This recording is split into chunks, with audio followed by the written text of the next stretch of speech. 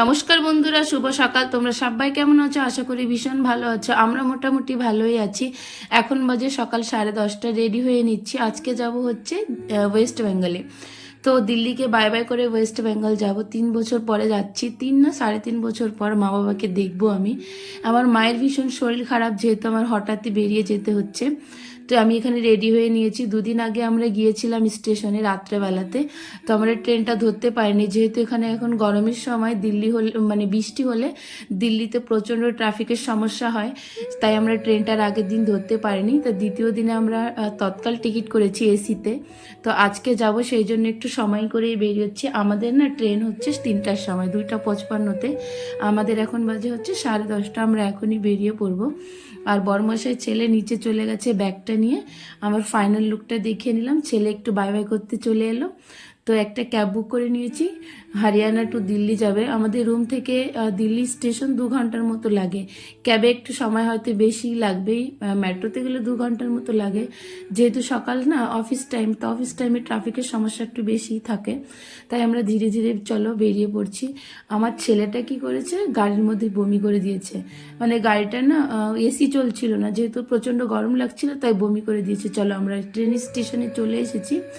আর Delhi rail স্টেশনে বড়মশাই ব্যাগগুলো নামিয়ে নিচ্ছেন। দুটো বড় সাইজের আমরা ব্যাগ করেছি, যেহেতু এতদিন পরে যাচ্ছি, মা বাবাকে দেখবো। তো চলো, ভীষণ এক্সাইটেড আমি। বড়মশাই তো আমার থেকে বেশি এক্সাইটেড, কারণ আমি খুশি হলে ও খুশি হয়ে যায়, যেহেতু আমাকে ছাড়তে যাচ্ছে। আমাদের ট্রেনটা ফাইনালি চলে এসেছে। আমি প্রচণ্ড এক্সাইটেড। এখন এই ট্রেনে উঠে পড়বো, তারপরে গিয়েই একদিন পরেই মা বাবাকে দেখতে পাবো। তো এখানে আমি ট্রেনে উঠে পড়েছি, কিছু রুটি বানিয়ে নিয়েছি, কারণ ছেলে না একটু খিদে পায়, বাচ্চা মানুষ। আমারও খিদে পায়। ট্রেনে খাবারটা তেমন ভালো লাগে না খেতে, তাই ভেবেছি রুটিটা একটু বেশি করে নিয়ে যাই। স্টেশনে ট্রেনে বসে যদি একটু খিদে পায়, তাহলে কলা দিয়ে খেয়ে নেবো।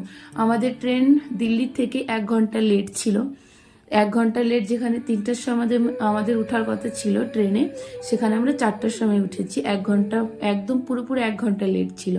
পরের দিন এটা ছিল দুপুরে, আমাদের নামার টাইম ছিল পরের দিন বিকালবেলাতে। আমাদের নামাতে লেট হয়ে গেছিলো অনেকটা, 4 ঘন্টা লেট হয়ে গেছিলো।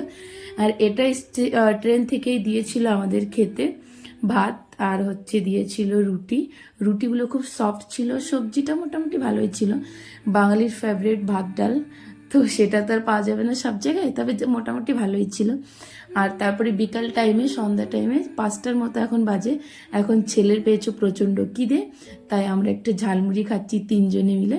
তো চলে, এখানে সুন্দর একটা ব্রিজ, জানি না ব্রিজটার নাম কি, তবে নাম জানলে নিশ্চয়ই তোমাদেরকে বলতাম। এখন কিছুদিন গ্রামের ভিডিও দেওয়ার চেষ্টা করব, জানি না কতটা কি পারবো।